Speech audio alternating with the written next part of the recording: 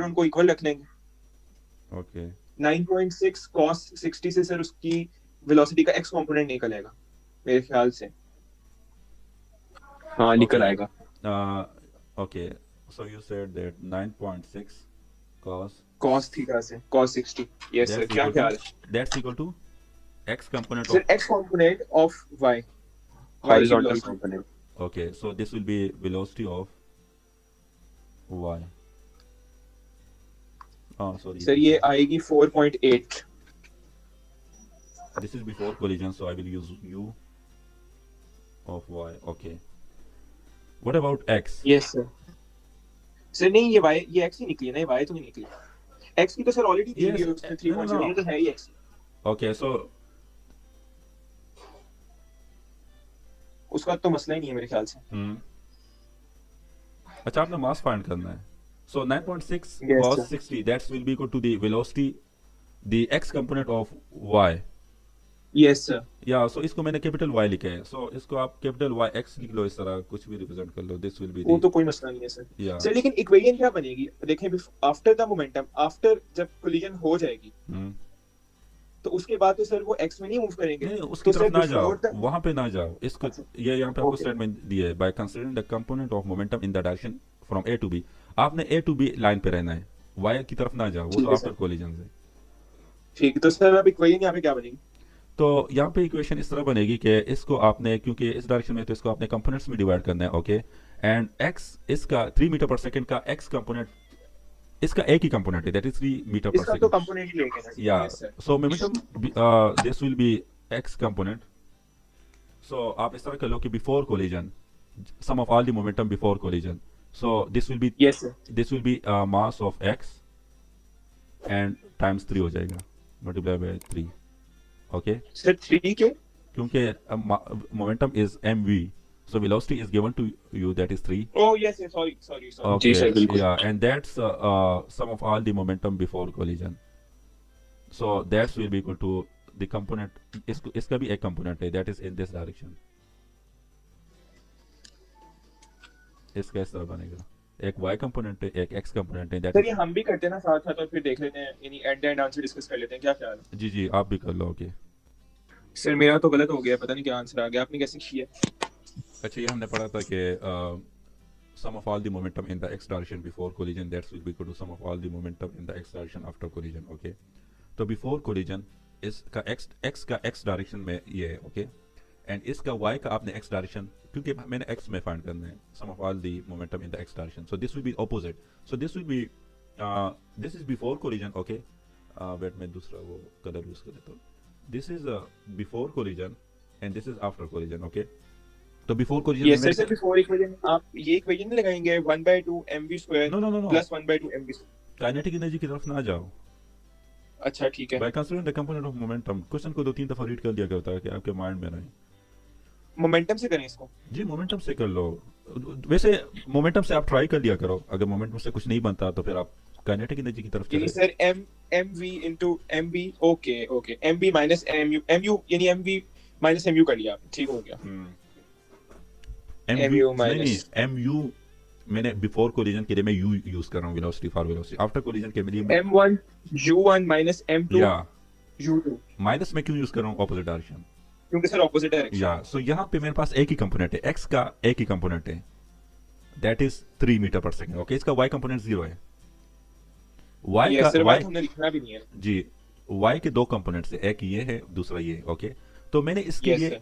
इसके लिए मैंने x कंपोनेंट लेने हैं y कंपोनेंट्स में यस नहीं सर लेने को बिल्कुल। तो इसका ये पॉजिटिव डायरेक्शन में तो दैट इज mv तो mass this is the mass is unknown okay this is unknown times 3 that is velocity minus this is mass okay that is 2.5 kg that is given to sir ये minus क्यों किया आपने? Sir minus ये नहीं समझ आया, बाकी सारा समझ आ ओके गया। गुड माइनस मैंने इसलिए किया क्योंकि मेरे पास x और y होते हैं ये एक मैंने फर्स्ट क्लास में इसको डिस्कस किए थे इसलिए आपको आप अच्छा यहाँ पे इस तरह होता है ना कि आपका x direction this is positive x direction this is negative x direction तो जब भी आपके पास इस ये डायरेक्शन आ जाए तो आपने नेगेटिव लेना है सो इन दिस केस 3 मीटर पर second this x is moving in the positive x direction okay so that's why I am taking this positive minus में इसलिए ले रहा हूँ क्योंकि दिस y का जो x component that is in the negative x direction so that's why I am taking this in the negative x that is sir going अगर यही जोन सा y है तो सर इसका मैं उल्टा बना दूं तो तो सा फिर y मतलब सर ये वाला ये अगर ऐसे बना दूं मैं यहाँ से यूं करके अच्छा गुड अगर आप इन फिर तो आपका पॉजिटिव नहीं नहीं लेंगे।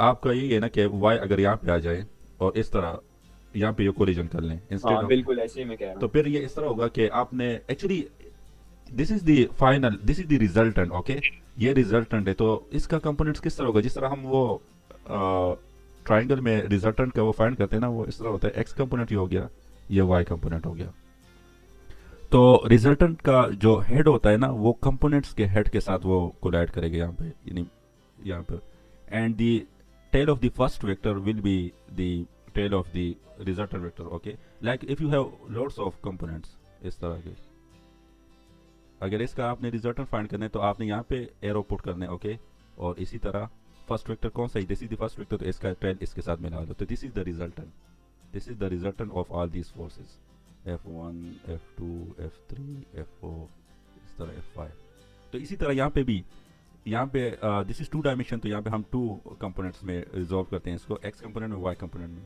तो यहाँ पे देख लो तो यहाँ पे ये रिजल्टेंट है okay that is in this direction या अगर आप इसको उठा लो यहाँ पे ग्राफ में वो कर लो तो ये यहाँ पे आपका हो जाएगा एक ये कंपोनेंट हो जाएगा और इसका एक ये y कंपोनेंट होगा तो y आपका नेगेटिव डायरेक्शन में होगा x कंपोनेंट आपका पॉजिटिव डायरेक्शन में होगा लास्ट क्लास में आप लोगों को थोड़ा सा ये भी कंफ्यूजन था ना कि ये किस तरह रिजल्टेंट इस तरह होगा या इस तरह होगा ओके सो ये so that's this is the this is the mass okay और वेलोसिटी क्या है इसका एक कंपोनेंट मैंने ये कंपोनेंट मैंने देना दैट इज 9.6 cos 60 ओके अच्छा ये साइड मैंने जीरो क्यों लिए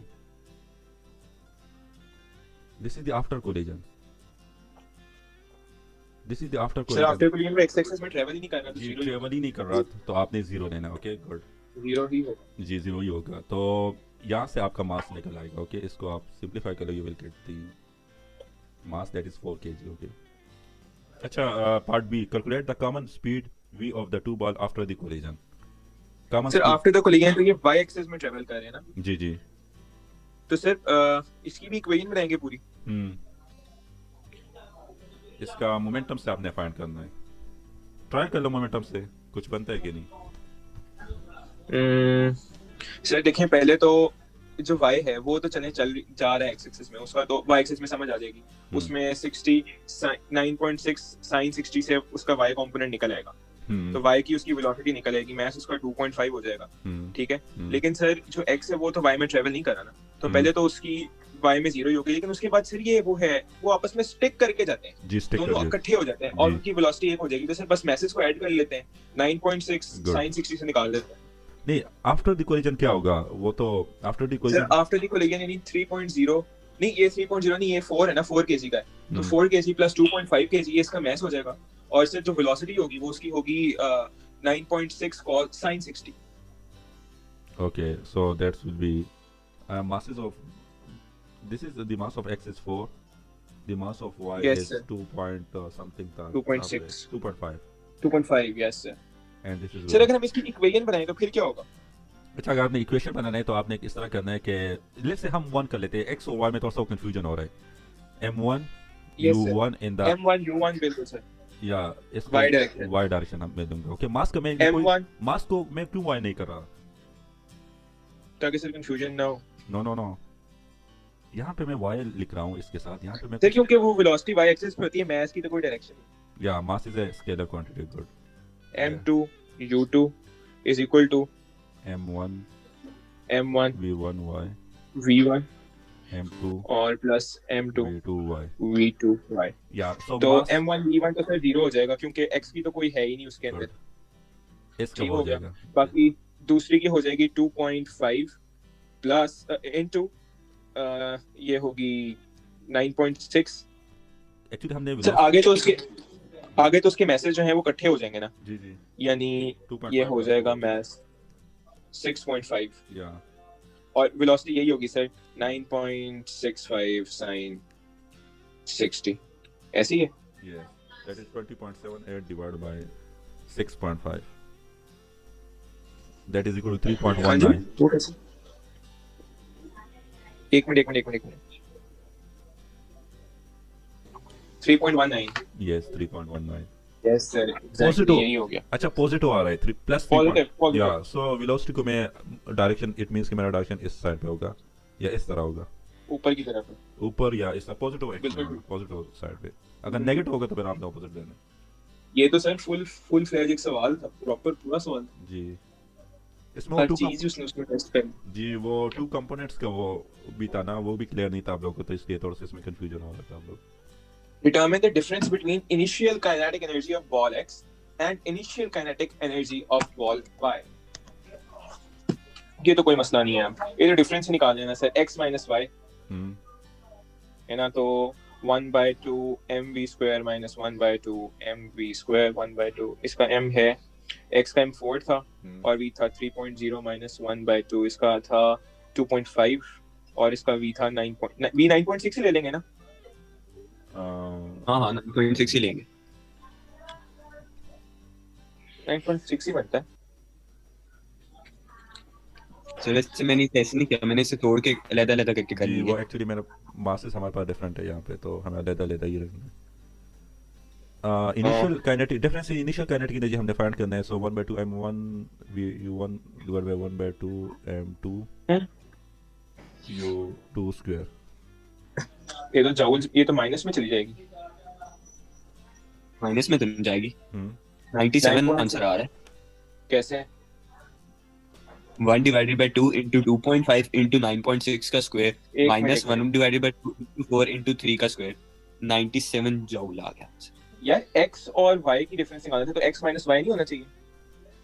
नहीं, काइनेटिक एनर्जी में आपने एक्स वाई को नहीं देखना, सीधा सीधा ले लो, क्योंकि energy is a scalar quantity. ठीक है सर। या एम मेरे पास क्या था 3, m1 क्या था, दैट इज कहाँ पे 4 4 4, या 4 एंड दिस 4 इज था अ यार। 3 square minus 1 divided by 2, m2 is 2.5 and velocity is 9.6 square। Yes sir, yes sir यही मैं कह रहा था। 9 into 4 over 3 तो सर 18 आ गया, 18 माइनस 9 का स्क्वायर 81, 9.6 का स्क्वायर है सॉरी। एक्चुअली डिफरेंस में हमने u2 minus u1 नहीं करना, 1/2 m2 u2 square minus 1/2 m1 u1 square। जी तो वही मैं कह रहा हूँ कि ये 2.5 या पहले आएगा और 4 वाला बाद में जी, आएगा तो यहाँ पे मैं प्लस और पुट कर देता हूँ, 97 भी जूल माइनस। आ जाएगा। यस, जी जी सर बिल्कुल ठीक होगा। सर इसकी वजह क्या मुझे, okay okay u2 minus u1। या u2 minus u1। अच्छा इसका 96 आ रहा है आपके पास? जी जी सर। ओके अच्छा खासा टेक्निकल सवाल था। अच्छा next question. Principle of conservation of momentum तो सर यही है कि the sum of total momentum is constant और बिफोर और या momentum equal the before collision will be it is momentum after collision, इसको छोड़ या दो, वो तो एग्जैक्टली इजी है। In an isolated system. चलो 2 नंबर तो मुफ्त। अच्छा ये चीज थोड़ी सी वो डराने वाली है, ये नहीं है मैं डर भी गया उसको देख के। System. Propulsion system of a toy car consists of propeller attached to an electric motor, as illustrated in Figure 3.1, moving air speed 1.8 meters per second, और इसने 0.45 का एक रेडियस दिया है, प्रोपेलर है सर। अच्छा ये पंखा है, ओके ओके ओके ठीक हो गया। इलेक्ट्रिक मोटर और body of the car ground. The car is on horizontal ground and is initially held at rest by its brake. When the motor is switched on, it rotates the propeller so that air is propelled horizontally to left. ठीक है। The density of the air is 1.3 kg per meter cube. Assume that the air moves with a speed of 1.8 meters per second in a uniform cylinder of radius 0.45 meters. Also assume that the air to the right of the propeller is stationary.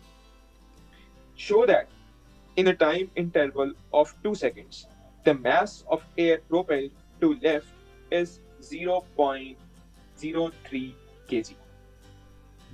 Okay Astaghfirullah. इसके marks भी 2 ही है, बाकी parts भी होंगे, वो उनके marks भी होंगे, लेकिन जी सर आगे हैं। एक मिनट सर, अब हम एक दफा सोचने फिर आप बताइएगा 2 मिनट बाद हम देखते हैं कैसे। सर हमारे पास इसमें स्पीड ऑफ द एयर है और टाइम ट्रैप और टाइम है, तो सर उससे तो हम एक्सेलरेशन निकाल सकते हैं। अच्छा एक्सेलरेशन निकाले, लेकिन F is equal to ma होता है, तो हमारे पास फोर्स तो नहीं है सर किसी भी किस्म की। तो डेंसिटी का फॉर्मूला होता है density is equal to mass over volume. तो डेंसिटी है, मास तो नहीं है, वॉल्यूम तो चलो निकाल सकते हैं सिलेंडर का, उसने 0.45 का रेडियस दिया है। अच्छा यहाँ पे फोर्स फोर्स क्या होगा? अच्छा डेंसिटी हमें गिवन है तो डेंसिटी को थोड़ा सा वो चेक कर लेते हैं। मास हमारे पास है, mass is equal to density into volume. Density हमारे पास है इनटू वॉल्यूम कर देंगे। क्या कर देंगे? मैथ्स तो नहीं है यार, मैथ्स तो शो करना है, मैथ्स दिया तो नहीं होगा। Okay, density is given to me that is 1.3 kg per meter cube. What about जी सर, volume? वॉल्यूम हम कर लेंगे। यहाँ पे वॉल्यूम आपने किस तरह फाइंड करना है? सर सिलेंडर के वॉल्यूम के फार्मूले से तो नहीं करना। That आर is स्क्वायर लगाएंगे। pi r square. That is the r area square नहीं होता है, area of the cell. Cylinder के फार्मूला होता है। एक मिनट, Wait, मैं आपको समझा Volume. देता हूँ. Okay, if you want to find the area of this circle, ये तो मैंने थोड़ा सा वो अजीब सा circle, okay? Sir pi are square 8 होता है। Yeah. Okay, if you want to if you want to find the distance, ये distance अगर आपने measure करना है, okay, यहाँ से लेके और यहाँ तक. Let's say आपने running करनी है, okay, पार्क में, और आपने measure करना है कि ये distance कितना होगा, तो आपने क्या करना है?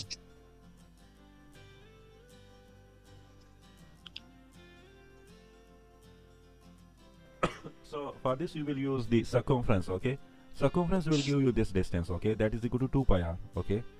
और ये आपका मीटर में होगा, यानी इसका पावर 1 होगा, मिलीमीटर में होगा, यानी पावर इसका 1 होगा, ओके? तो that is this will give you distance, okay? अगर आपने पार्क में वो सर्कल, आपके पास सर्कल है, आपने क्या करना है? सिंपल इसका रेडियस फाइंड कर लो और उसको 2 पाई से मल्टीप्लाई कर लो, you will get this whole distance कि आपने यहाँ से रनिंग स्टार्ट करनी है और ये डिस्टेंस टोटल कितना होगा, तो ये आपके पास आ जाएगा.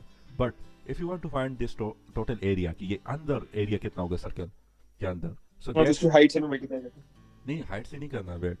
यहाँ पे आपने क्या करना है? You will use this formula that is pi are square. This is the formula for the area of the circle, okay? Area बिल्कुल या बिल्कुल। और एरिया हमेशा आपके पास स्क्वायर में होगा, ओके? या मिलीमीटर स्क्वायर में, यानी स्क्वायर में होगा, ओके? लेंथ आपका, लेंथ का जो पावर होगा दैट इज 1 स्क्वायर का, जब भी स्क्वायर आपके पास आ जाए तो आप समझ लो कि ये एरिया है, ओके? अच्छा, अब वॉल्यूम का जो यूनिट होते हैं that is in metre cube या मिलीमीटर क्यूब. जब भी क्यूब आ जाए तो आप समझ लो कि दैट इज वॉल्यूम. अच्छा, ये ऊपर वॉल्यूम तुम्हारे पास आ गया, सॉरी एरिया तुम्हारे पास आ गया, ओके? अब अगर इसको मैं नीचे एक्सटेंड कर लूं इस तरह, ओके, तो ये सारे एरियाज कितना होंगे? ये एरिया इसके, यानी जिस तरह वो प्लेट्स होते हैं ना, ये प्लेट इसके नीचे नीचे नीचे, तो ये तो आपने इस तरह करना है कि सारे एरियाज फाइंड कर लो, इसके नीचे जो होगा उसका भी एरिया फाइंड कर लो, उसके नीचे एरिया फाइंड कर लो, उसके नीचे एरिया फाइंड कर लो, सारे एरियाज को ऐड अप कर लो, so you will get the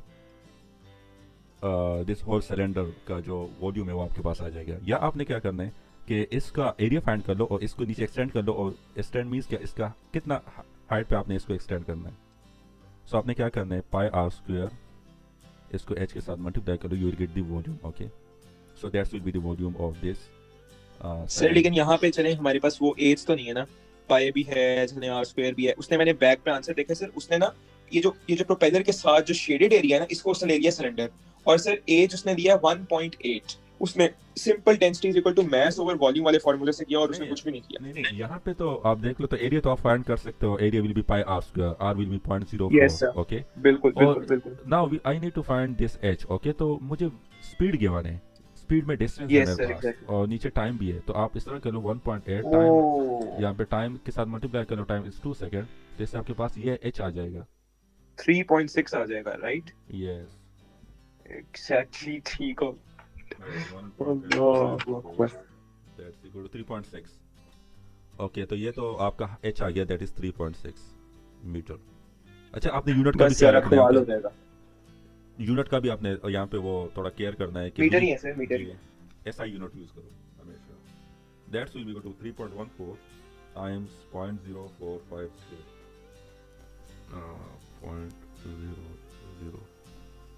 0.028. Sir आपने कोई कन्वर्जन भी की है? वॉल्यूम में आपने क्या करना है? वॉल्यूम में आपने बस, मैंने यही किया है कि सर ये वॉल्यूम 1.8 दोबारा बता दें, times वॉल्यूम की 2 नहीं समझ आई कैसे निकालना टाइम्स आपने। 3.14 टाइम्स 0.045 स्क्वायर. इससे आपके पास, okay, volume is equal to pi are square, जो एरिया है, ओके? और नीचे इस एच को मल्टीप्लाई कर लो ताकि फुल वो सिलेंडर का वॉल्यूम आ जाए मेरे पास. So pi is 3.14, radius is 0.045 square, H क्या होगा? 1.8 times this time interval that is 2, So this will be 1.8 times 2. 0.45.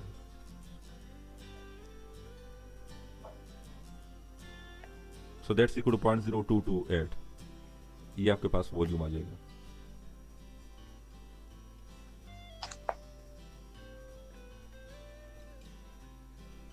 Sir मैंने कर लिया सर. नहीं सर मैंने कर लिया, हो गया. हैदर आपको समझ आ गया वॉल्यूम का?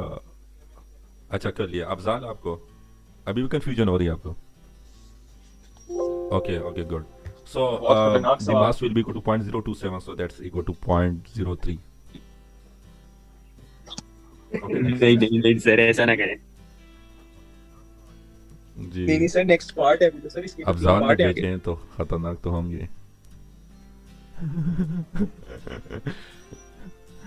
अब ज्यादा अपने 150 Okay. नहीं भेजा. सर मोमेंटम ही निकालना है, डेल्टा मोमेंटम ही निकालना है. नहीं मोमेंटम निकालने हैं, लेकिन that is increase in momentum. अच्छा इंक्रीज इन मोमेंटम जब भी आ जाए तो आपने इस तरह करना है कि this will be del p and that is velocity में इंक्रीज आएगा. ओके मास तो आपका कांस्टेंट रहेगा, तो वेलोसिटी का डिफरेंस या वेलोसिटी का आपने डिफरेंस निकालना है. Yes, तो उससे आपके पास वो आ जाएगा इंक्रीज इन मोमेंटम. ओके अक्सर अगर ये वेलोसिटी आपको दे दिया sir force is basically rate of change of momentum. तो सर मोमेंटम तो हमने ऊपर निकाल लिया Okay, और next टाइम is the सिर्फ force रह गया exerted हमारा. on this तो टाइम mass उसने of पीछे air दिया by मैं the 2 propeller. Seconds divide by 2 कर देंगे तो So- फोर्स निकल आएगी. बाकी अगर एक्सेलरेशन से करना है तो वैसे भी किया जा सकता है. सर पीछे उसने स्पीड दी हुई है, टाइम निकाल लो, एक्सेलरेशन निकालना है, उसको फिर f Explain equal to how m to से कर control लो. the वैसे भी हो सकता है. एक्सेलरेशन से किस तरह करना है आपने? यस सर मास भी गिवन है, वेलोसिटी भी गिवन है, तो हो सकता है. मोमेंटम से ही करेंगे सर. ओके मास वहाँ पे आपको गिवन है. ओके यस जी. लेकिन Yes. लेकिन लेकिन इस तरह के Yes, पार्ट्स sir. जो इस तरह क्वेश्चन में जो जी जो पार्ट्स होते हैं ना, वो आपने इस तरह इसको देखने हैं. जो लास्ट पार्ट होगा ना, बाकी उसकी भी हेल्प सब से वो होगा. नेक्स्ट पार्ट होगा. ये हमेशा इसी तरह होता है. तो Explain how Newton's third जी. law applies to the movement of the और air इसमें by अगर propeller. आपका सर फर्स्ट जो पार्ट गलत फोर्स हो गया तो बाकी पार्ट्स प्रोपेलर भी एयर गलत पे होंगे. लगा रहा है, सब भी उतनी केयरफुल. फोर्स एयर प्रोपेलर पे जी. लगा रही है, इक्वल ये इसी मैग्नीट्यूड तरह बट का होता ऑपोजिट है. डायरेक्शन. हमारे The total mass of the car, जी sir. The total mass of the car is 0.2 kg. The Good. brakes Yes, of the that's car a are really correct released answer. and the car अच्छा. begins to move with an initial Okay, acceleration total of mass of the car. This question for the other one. 0.075 meters per second square. Determine the initial frictional force acting on the car. निकल आएगी sir. Sir देखें ना, जो equation है F is equal to ma, उसका मतलब होता है F जो है वहां पे होती है रिजल्टेंट फोर्स. Okay, तो it means जो कि फोर्स कार हमने ने जो movement ऊपर start निकाली कर है, दी. Force exerted on this mass of the air by propeller, वो फोर्स यूज होगी minus frictional force is equal to mass into acceleration. तो Fx निकलेगी वहां से मेरे ख्याल से, अगर ऐसे ही हो शायद. A माइनस F लिखें, Yeah. लेट्स से उसको फ्रिक्शनल फोर्स को F कर लें, इज इक्वल टू ma. और सर जो हमारी टोटल फोर्स जो सबसे ज्यादा इसके ऊपर लगी है वो तो हमने good, ऊपर निकाल लिया yes. 2.7.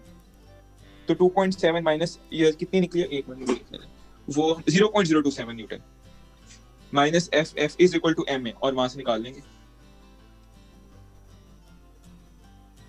Yes sir, yes sir. अच्छा ये 0.027 ये आ रहा था आपके पास. And this is and that is given to, okay, so that will be minus ma. M is given to me, that is, yeah, that is 0.20 times 0.075.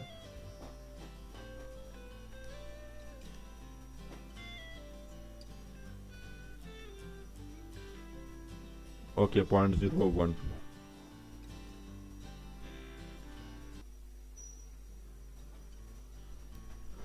Actually यहाँ पे भी फोर्स यहाँ से भी वो जी, हमारे सर. पास आ रहे हैं, तो उसको भी हमने एनकाउंटर करना था. गुड. अफजाल आपको समझ आ गई ना? ये क्वेश्चन खत्म नहीं हो गया, Okay, लास्ट next पार्ट था I guess. part. A wooden block move along A horizontal frictionless A wooden surface block as shown moves in along figure a horizontal 2.1. surface as Okay. shown in figure 2.1. The block has a mass of 85 grams and moves from left with a velocity of 2.0 meters per second. Okay. A steel ball of mass 40 grams is fired to the right. The steel ball is moving horizontally with a speed of 45 meters per second, collides with the block and remains embedded in it.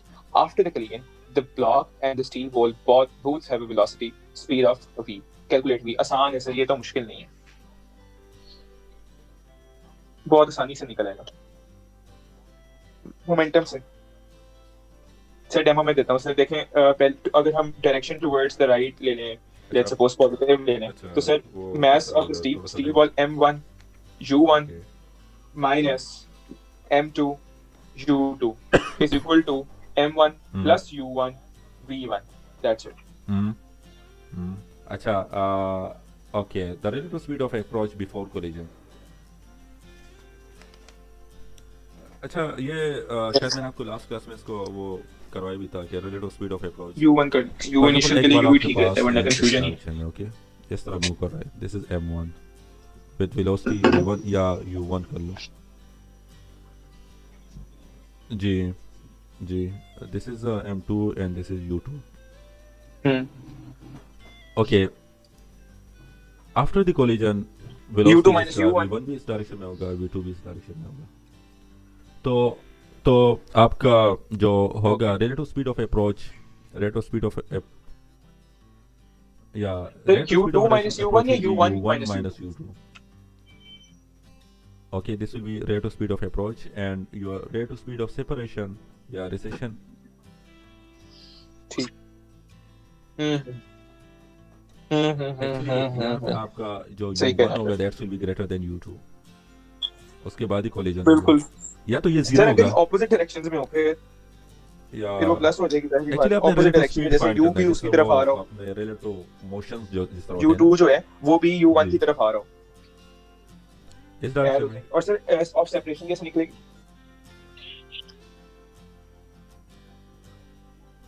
तो तो फिर sir आपका ये इसकी तो दोनों add हो इस जाएगा। कॉन्टेक्स्ट में तो सेपरेशन जीरो होनी चाहिए क्योंकि सेपरेट तो वो हो ही नहीं रहे।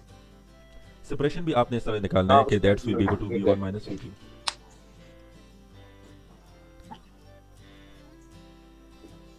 या इस कॉन्टेक्स्ट में आपका सेपरेशन जीरो आएगा।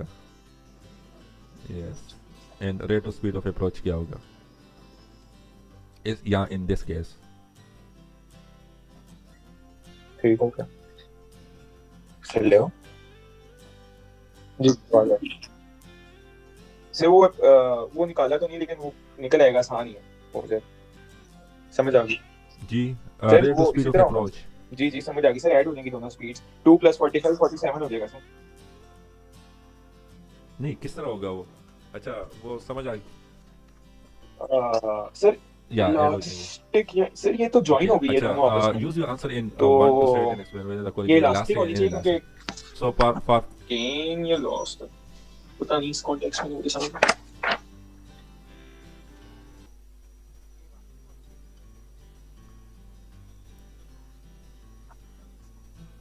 एक्चुअली ये वो पूरा डेरिवेशन है, लेकिन बस आप ध्यान में ये रखो कि अगर इस टाइप के क्वेश्चंस आ गए for perfectly elastic collision u1 minus u2 will be equal to minus u1 minus v2। Okay, ये आपने थोड़ा सा ध्यान में रखना है। तो यहाँ पे तो देख लो v1 v2 minus v1 और u2 minus u1 इक्वल होने चाहिए, राइट? तो that's not equal elastic to this that's not satisfying this equation, so that's why that ठीक will हो be inelastic। ले लिया स्क्रीनशॉट। या इसका आप स्क्रीनशॉट ले लो या कुछ ये नोट कर लो अपने साथ। Okay, use Newton third law to explain the relationship sir, between the जो rate of change of momentum of the ball and the rate of करेगी change of force momentum of the block mass during the collision। Of block के ऊपर वही mass of block exert करेगा ball Third के law ऊपर हमें क्या equal बताता मैग्नीट्यूड है? Opposite in directions. Action। ऐसे ही है sir.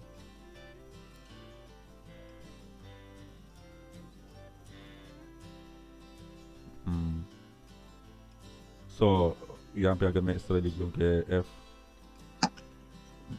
ball on Yes. block, force of ball on block, that's will be equal to F force of block on ball। Is that right? आप इस तरह लिख लिया करो ताकि एग्जामिनर को चेक करने में भी इजी हो, okay, instead of writing theory. अच्छा, यहाँ पे अच्छा मोमेंटम तो मेरे पास कंजर्व होता है, kinetic energy this is inelastic collision, तो यहाँ पे तो इलास्टिक और इनइलास्टिक कोलिजन में मेरे पास मोमेंटम कंजर्व रहता है, तो यहाँ पे मैं लिख लूँगा मोमेंटम को मैं इक्वल कर After सकता हूँ collision. यहाँ पे। मैं ये लिख सकता हूँ कि डेल पी ball on ठीक हो गया del p divided by del t ठीक हो that will be equal to before collision, that will be equal to momentum after yes collision. Sir मैं कहता हूँ कि हम